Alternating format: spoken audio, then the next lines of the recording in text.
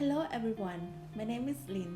In today's video, we are going to talk about a short story named Split Cherry Tree by the American author Jessie Stuart. Before we start, let's take a look at our author Jessie Hilton Stuart. Stuart was born on August 8, 1906 and died on February 17, 1984. He was a great American writer, school teacher, and school administrator, who is known for his short stories, novels, and poetry.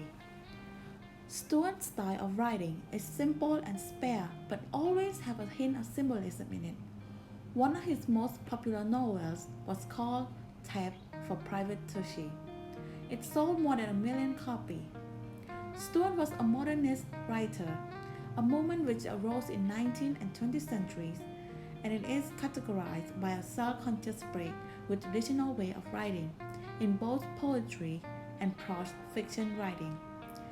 This literary movement was driven by a conscious desire to overturn traditional modes of representation and to express the new sensibility of their time.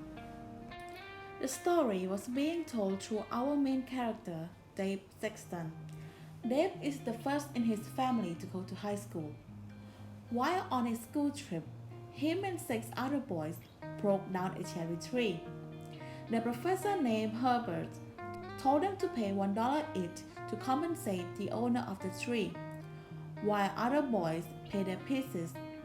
Dave did not have enough money to pay his debt, so Professor Herbert paid for Dave and told him to stay back after school to sweep the floor for 25 cents a day. Because of this, Dave was late for his work back at home. His pa Lester was angry and demanded an answer.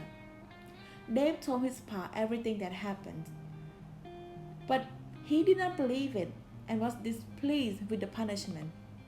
And he said he would go to school with a gun tomorrow and talk with Dave's professor. Dave did not want his pa to go to school because he was afraid that his pa would cause trouble. Pa went to school anyway and talked to Professor Herbert. To Dave's surprise, Pa and the professor actually became a good friend. Pa found out that he was ignorant of many subjects that was taught in school.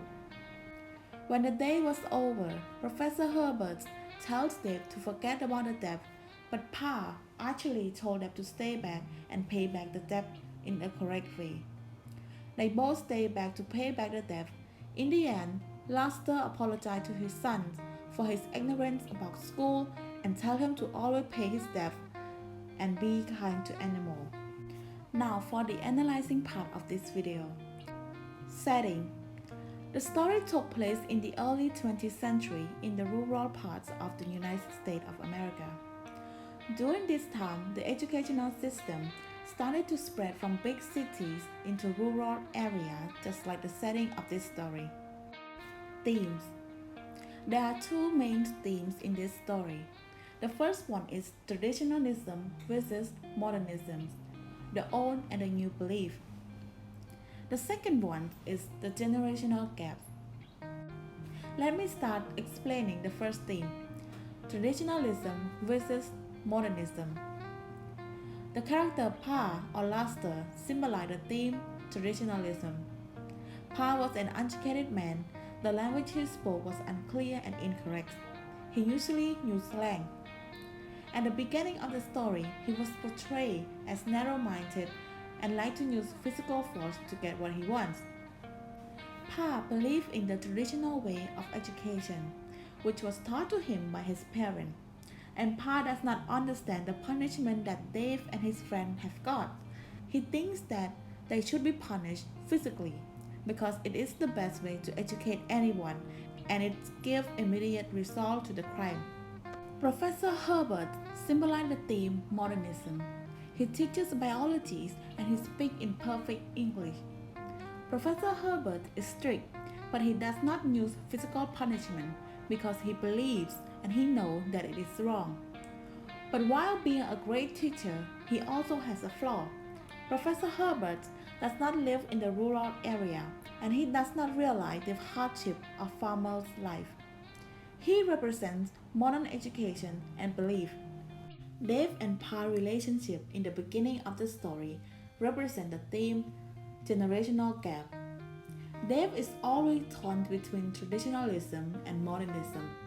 While he learned about the world in his school and from his teacher, he still needs to balance his life with the old-fashioned belief that is enforced onto him by Pa. After school, he helps Pa on the farm and then does his homework. Dave cannot ask his own father to help him with his schoolwork.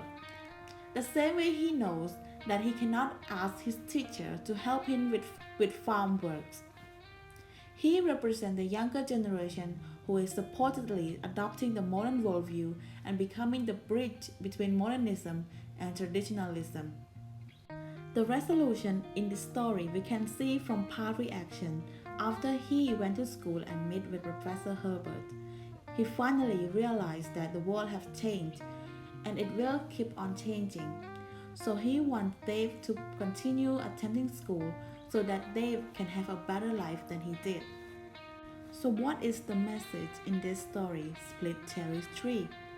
I will talk about it in we will talk about it in this part conclusion. Pa represents the traditional worldview, traditionalism, and Professor Herbert represents the modern worldview, modernism. Pa have an old-fashioned idea about education and discipline, but after he finished touring the school, he finally understands the world that Dave is going to face in the future, the always changing world. So he must trust Professor Herbert to lead his son to a better future, and he finally understands that traditionalism is always going to lose against modernism. And that's it for today's video. I hope you enjoyed it. Thank you for listening.